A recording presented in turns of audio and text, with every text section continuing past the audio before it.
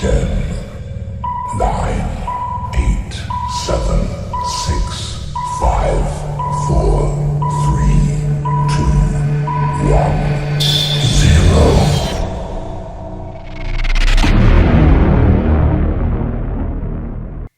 Guys, damn it, man. I finally did it. This is a weird one for me. This movie was one of my most anticipated movies of the year. Absolutely love this actor. Can you put it together yet after I say this? A resurgence of some kind. Let's just fucking come out and say it. I smack my mic. The Whale. This one eluded me, but almost in like a purposeful way. It didn't come out, I think, until like Christmas, like December 24th or whatever. I was putting together my movie because I watched like 160 movies last year.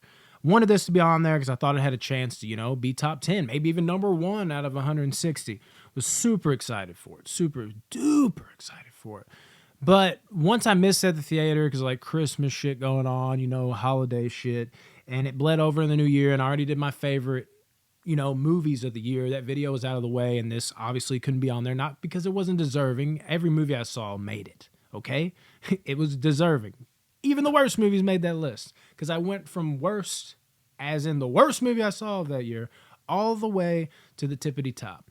But once it eclipsed 2022 and went into 2023, I kind of was like, let's save one last like shebang, you know, for the last year. So I waited a few months till, of course, now March for it to come out on Blu-ray.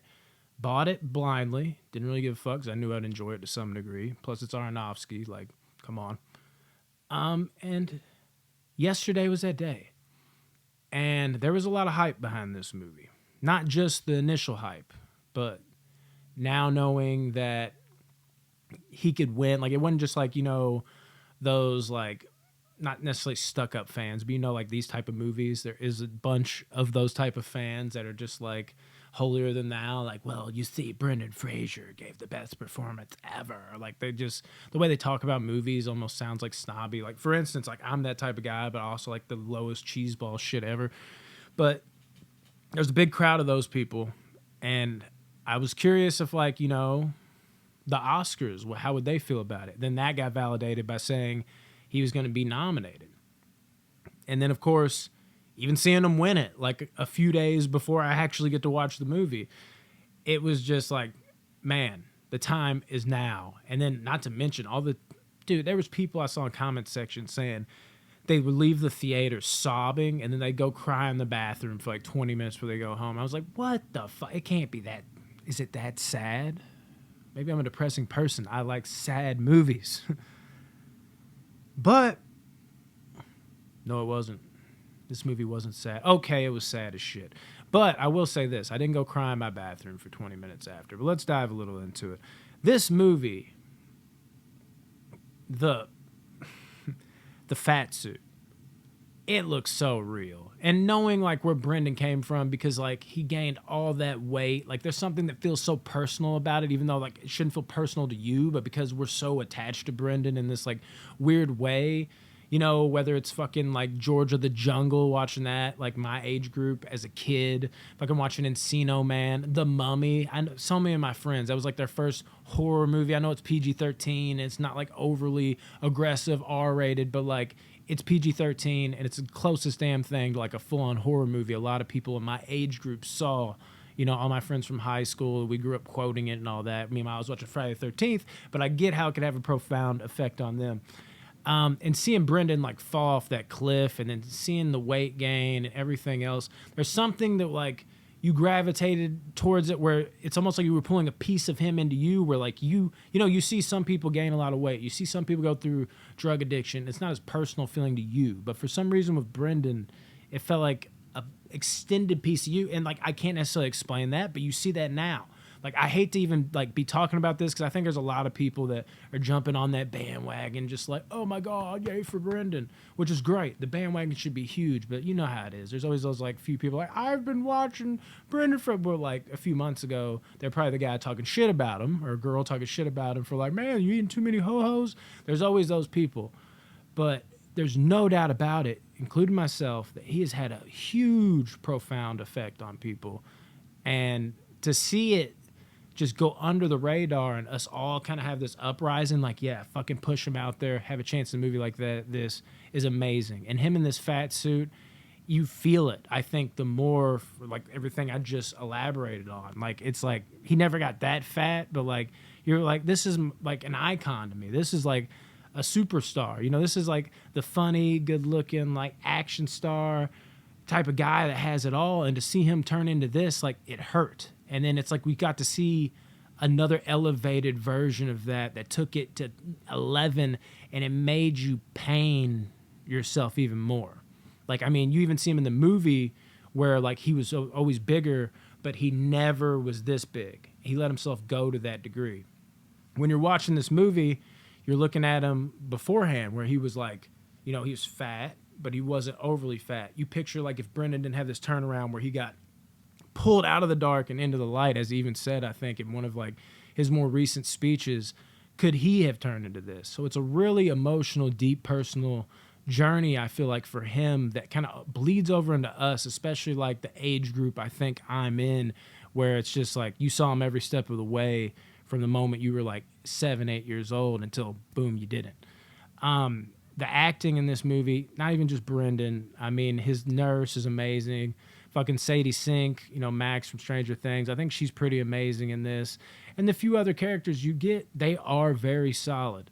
Now, I've heard a lot of people say this isn't a great movie. It's great performances. I can get that.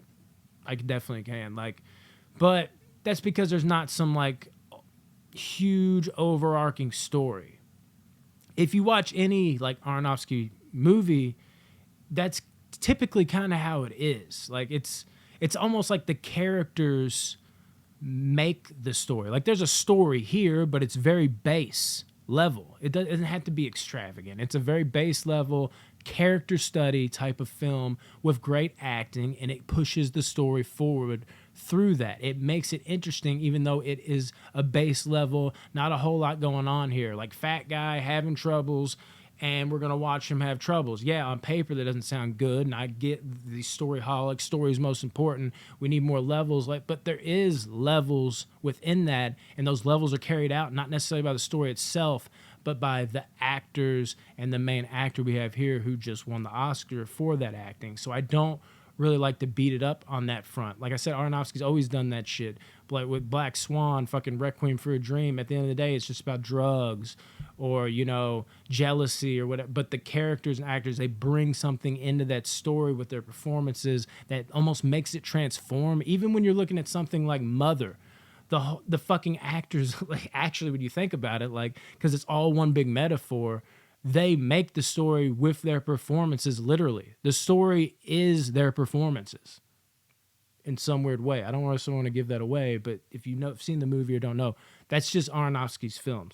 This is my type of movie. I love movies like this. I mean, don't get me wrong, I love the extravagant story. I like all the action. I love, like, the more detailed drama, but, like, sometimes I need that reset where it's just a guy in a fucking room and we struggle with him, and you will. There's no way around it. The anxiety in this movie, like the fear-inducing feeling where you're just unpleasant the entire time, but you know you're taking in something special, so you're here for it because it's a work of art. Aronofsky, great job with that in his directing as usual. And again, the performances, also good. The little reveals, I mean, it's not like there's nothing going on. There's not like, oh my God, like reveals, like, but there's reveals that happen that keep the story moving.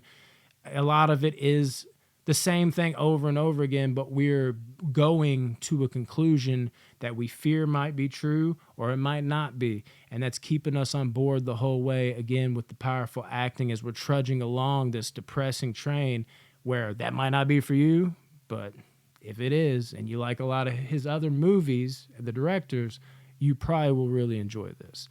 This movie, now it's almost like I can kind of come back and just shit on everything I just defended it for, because while I am saying it's more, you know, as a movie, it's more base level, there's not a lot going on, there is levels of that to where it does feel like we're kind of getting a little repetitive here. But it's not to the point where it's a detriment of the movie, but it's to a point where it's not an all-time classic.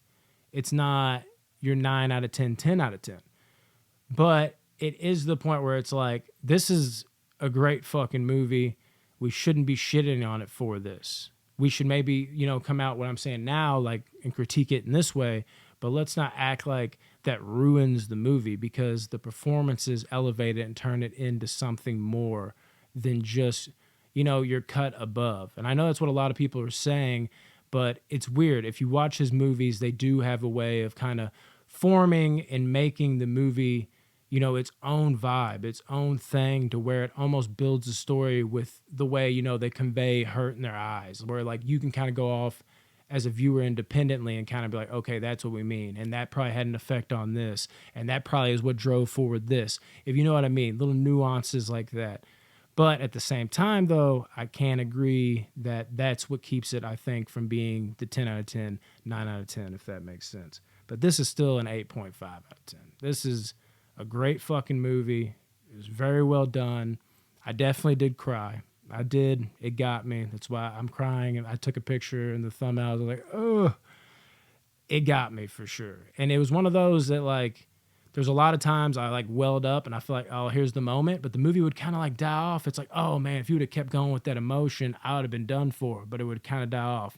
And I feel like it almost kind of does that in a unique kind of way, where it's trying to set you up for that. Like it's doing that so you can be like, oh, I'm about to cry. Oh, no, I'm about to cry. Oh, no, I'm not. So, like, when you finally get there to the end where it does pile it all on kind of at once, and then you have that sad music at the end when the end credits roll, it's like all those times you dodged it. It's like, here you go, motherfucker. Take it all in at once. I almost feel like that was a deliberate choice for them to do it that way.